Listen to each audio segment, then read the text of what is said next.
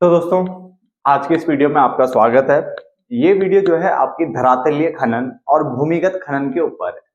आप भी जानते हो कि ये इंपॉर्टेंट क्वेश्चन है, कई बार आपके इसमें आ भी चुका होगा और ये अपने नाम के साथ साथ कभी कभार ये दूसरे नामों से भी आ जाता है। क्लियर है?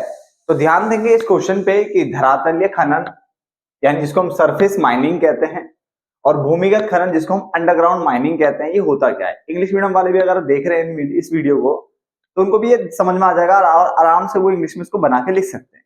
क्लियर? सबसे पहले परिभाषा की बात करें तो धरातलीय खनन वह विधि है, धरातलीय खनन वह विधि है जिसमें खनिजों को पृथ्वी की सतह से, कहां से? पृथ्वी की सतह से निकाला जाता है। क्लियर? यानी सिंपल से कॉन्सेप्ट है इसका कि धरातलीय खनन जिसको हम सरफेस माइनिंग कह रहे हैं, यह खनन की वह विधि है जिसमें जो खनिज है उनको पृथ्वी की सतह से निकाला जाता है। कहां से निकाला जाता है? सतह से।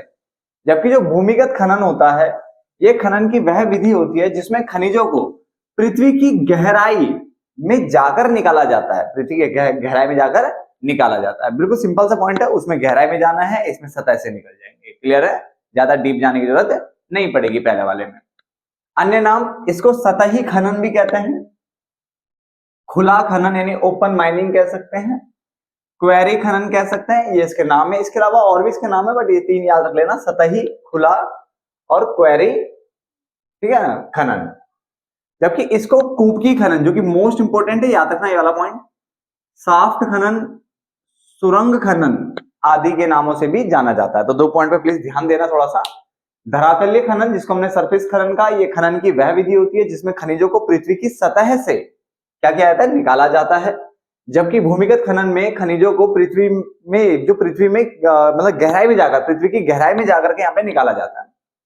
इसको सतही, खुला या फिर क्वेरी खनन आदि के नाम से भी जाना जाता है। इसको कूपकी, जो कि मोस्ट इंपोर्टेंट नाम है यहाँ पे, साफ्ट, ये सॉफ्ट नहीं है, साफ्ट है, साफ्ट खनन, सुरंग खनन आदि के नामों से भी जाना जाता है।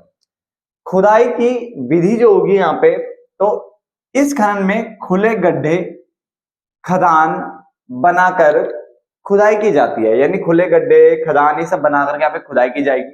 जबकि इस खनन में सुरंग बनाए जाते हैं या साफ्ट, साफ्ट मतलब वही कुआं टाइप का ना, कुआं टाइप का खोदना के माध्यम से खुदाई की जाती है, गहराई में जाना पड़ता है इसमें, ठीक है ना।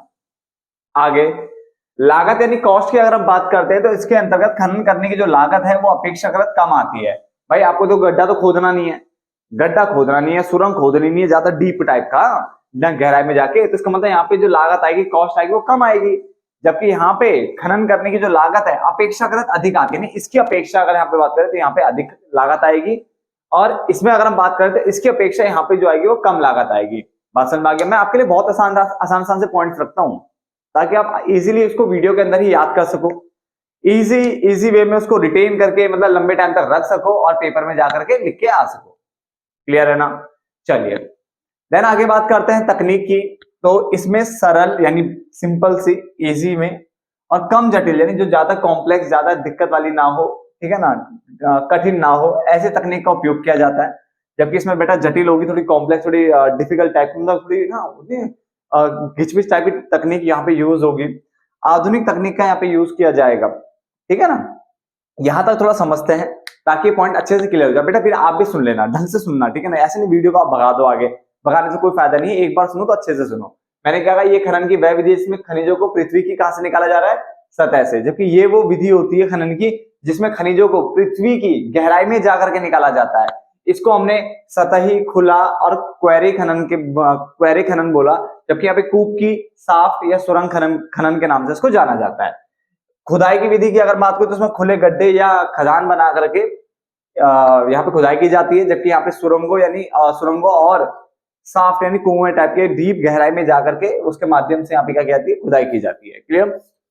लागत की बात करें, इसमें खनन करने की जो लागत है इसकी अपेक्षा नहीं, इसके हिसाब से अगर तुलना करूं तो यहाँ पे थोड़ी कम आएगी लागत, और यहाँ पे अगर मैं इसकी बात करता हूं तो इसकी अपेक्षा यहाँ पे जो लागत है वो अधिक आती है। क्लियर? यहाँ पे तकनीक का उपयोग जो होता है वो सरल तकनीक और कम जटिल यानी कम कॉम्प्लेक्स, ठीक है ना, तकनीक का उपयोग किया जाता है। जबकि इसमें जटिल होती है तकनीक और आधुनिक तकनीकों का यहाँ पे उपयोग किया जाता है। क्लियर होगा? यहाँ तक तो समझ में आता है सबको? चलिए दुर्घटना की अगर हम बात करते हैं तो इसके अंदर दुर्घटनाओं की संभावना भी कम होती है बेटा, क्योंकि आपको पृथ्वी की सतह पे खुदाई करनी है, तो दुर्घटना के जो चांसेस होते हैं ना, ठीक है, एक्सीडेंट के जो चांसेस यहाँ पे कम होते हैं। क्लियर? जबकि इसमें तो गहरा गहरा सुरंग उरंग बनानी है, गहराई में जाना है, तो जो दुर्घटनाओं की संभावना होगी वो क्या होगी यहाँ पे, अधिक होगी।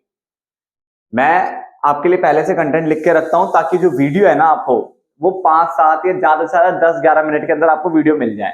मैंने आपको कई बार बोला है कि अगर मैं वीडियो बनाते बनाते लिखना स्टार्ट करूंगा तो बेटा वही वीडियो जो 10 मिनट की है वो 40 मिनट के आसपास पहुंच जाएगी, जिससे आपका जो है टाइम जो है बहुत ज्यादा लगेगा।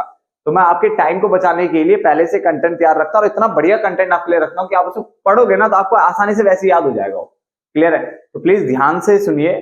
और मैं एक चीज और बता दूं आपको कि मैंने ज्योग्राफी के यानी क्लास 12th ज्योग्राफी के मैंने बहुत सारे डिफरेंस बनाए हुए, अलग से प्लेलिस्ट बनी पड़ी है उनकी।